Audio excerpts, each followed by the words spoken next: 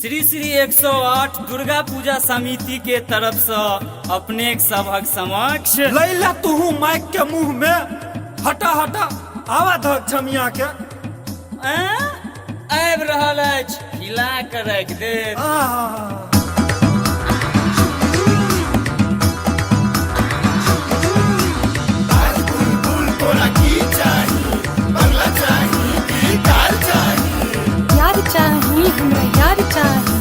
हमरा यार चाही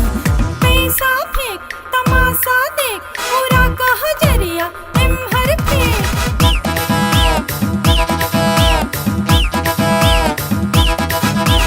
पैसा फेंक तमाशा देख पूरा कह जरिया इम्हर फेंक चाभी छियो हर ताला के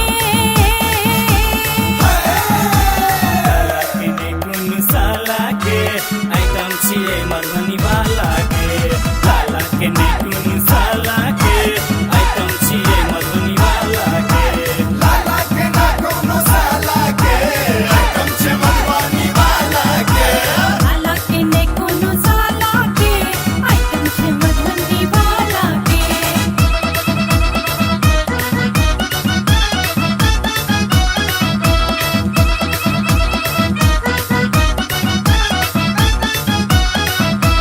मिथिला में सौंसे चर्चा चले असगर में बुढ़बो हाथे मले जखन माथे पे बिंदिया सजे टोला में लोकक लाइन लगे स्वाद कनिया पंचखा फ्री फंड में न मिले के पूरा कह जरिया इम्हर फेंक छे खाता खिसरा कबाला के लाला के ने कुन साला के आइटम छिए दरभंगा वाला के लाला के ने कुन साला के आइटम छिए दरभंगा वाला के लाला के ना कोनो साला के आइटम छे दरभंगा वाला के लाला के ने कोनो साला के आइटम छे दरभंगा वाला के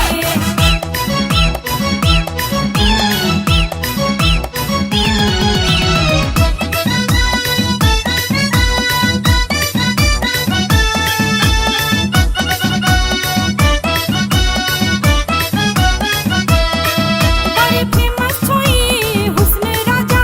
छुबे अनार तो मजा दादे मजा गोरी दादे मजा चर चर के एक बेर सदा डीजे गीत बवा फिर से बजा नजर के नियम रो घुमा चश्मा तरसो एना ने देख पूरा कह जरिया इम्हर फेंक लूट ले तो छमिया दिलवाला के लाला के ने कुन साला के आइटम छिए दरभंगा वाला के लाला के ने कुन साला